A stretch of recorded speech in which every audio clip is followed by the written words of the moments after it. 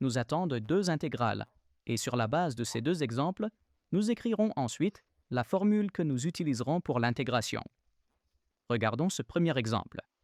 Donc, nous avons dit que lors de l'intégration, nous nous demandons « Ah, quelle était cette fonction au début, avant que nous l'ayons dérivée, n'est-ce pas ?» Vous pouvez imaginer que c'est maintenant une dérivée et nous cherchons cette fonction au début que nous avons dérivée. Et si nous nous souvenons de notre règle de dérivation, lorsque nous avons x à la puissance n, nous portons ce m devant x et nous soustrayons 1 à l'exposant. Eh bien, si l'intégrale est le chemin inverse, n'est-ce pas, alors nous ajouterons certainement 1 à cet exposant, donc nous pouvons certainement écrire que c'était au début x à la puissance 6. Non, mais parce que nous savons, n'est-ce pas, que nous avons porté ce 6 devant notre x, et devant ce x maintenant, n'est-ce pas, dans cette fonction, il y a 1. Comment avons-nous, et, à partir de cela, en portant le 6 en avant, pu obtenir 1? C'est donc comme ça 1, 6 fois une certaine valeur est égale à 1. Et cela fait alors un sixième. 1? 6 fois un sixième est égal à 1. Donc notre fonction initiale était un sixième fois x à la puissance 6, et jamais, 1, ne devons nous oublier, plus une certaine constante, car nous ne savons pas. Nous aurions pu avoir ici une constante, disons 3, et nous l'avons ici une constante 3. Et nous l'avons ensuite dérivée, et la dérivée d'une constante est 0, qui n'est pas écrit ici. Et comment pouvez-vous vérifier si vous avez correctement intégré cela?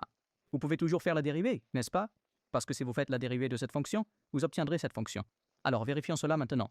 Faisons un sixième fois x à la puissance 6. Faisons la dérivation et voyons si nous avons bien fait. Donc, nous avons un sixième, puis nous avançons le 6 et soustrayons 1 à l'exposant. Cela se simplifie et le résultat est x à la puissance 5. Et nous pouvons voir que nous avons correctement intégré. Regardons un deuxième exemple. Nous devons donc intégrer la fonction 5x au carré. Alors, encore une fois, nous suivons cette règle. Nous savons que la dérivée est comme ceci, n'est-ce pas?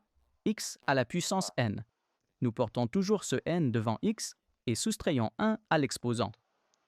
Donc, si nous avons précédemment soustrait 1 dans l'exposant, nous pouvons être sûrs que nous avions au départ x à la puissance moins 1, n'est-ce pas? Parce que si nous avons dérivé cela, nous avons ensuite soustrait 1 et nous avons obtenu x à la puissance moins 2. Mais maintenant, il y a le 5 ici, n'est-ce pas? Cela signifie que si nous avons porté moins 1 en avant, comme ceci, n'est-ce pas, moins 1 fois une certaine valeur pour obtenir ensuite 5. Et cela, 1 et moins 5. Cela signifie que si nous multiplions moins 1 par moins 5, nous obtiendrons 5. Donc, au début, il y avait sûrement ici moins 5, et jamais, 1, nous ne devons oublier la constante plus c. Nous écrivons toujours plus c lorsque nous intégrons des fonctions. Vérifions encore une fois si nous avons bien résolu cela. C'est-à-dire, nous pensons, 1, qu'au début la fonction était moins 5x à la puissance moins 1. Ensuite, quand nous l'avons dérivée, nous avons obtenu cela, 1, car le chemin inverse est la dérivée. Allons dériver. Moins 1, on le met devant x, puis on soustrait 1 à l'exposant, et on obtient moins 2. Moins 5 fois moins 1 fait 5, puis x à la puissance moins 2, et on peut voir que cette fonction est égale à celle-ci. Cela signifie que nous avons correctement intégré, n'est-ce pas? Voici notre résultat, et c'est pareil ici. Alors, et quel est maintenant? Peut-on maintenant écrire une formule générale pour l'intégration? Écrivons l'intégrale, puis x. À on, puis dx.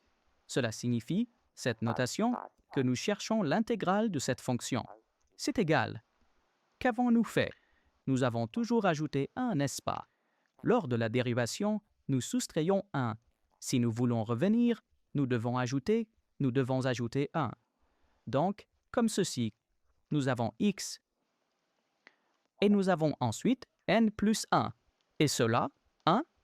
Maintenant, peut-être que je ne l'ai pas autant souligné, mais nous divisons toujours ce résultat par n plus 1.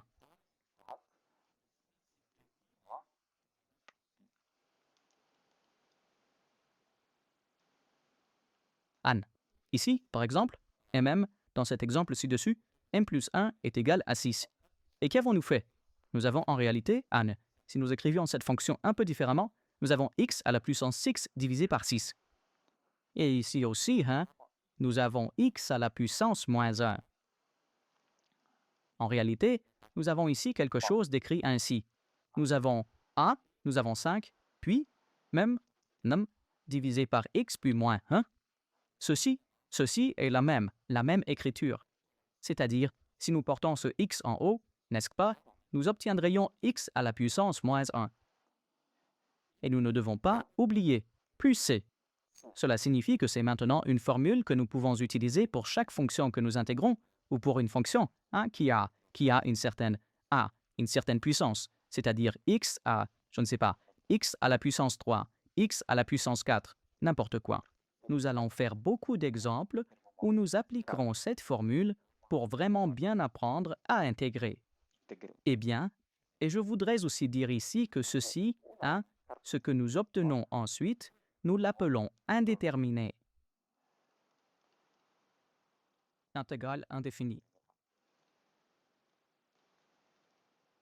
Quand nous connaîtrons également l'intégrale définie, nous pourrons voir quelle est la différence entre elles et pourquoi nous avons une intégrale indéfinie et une intégrale définie.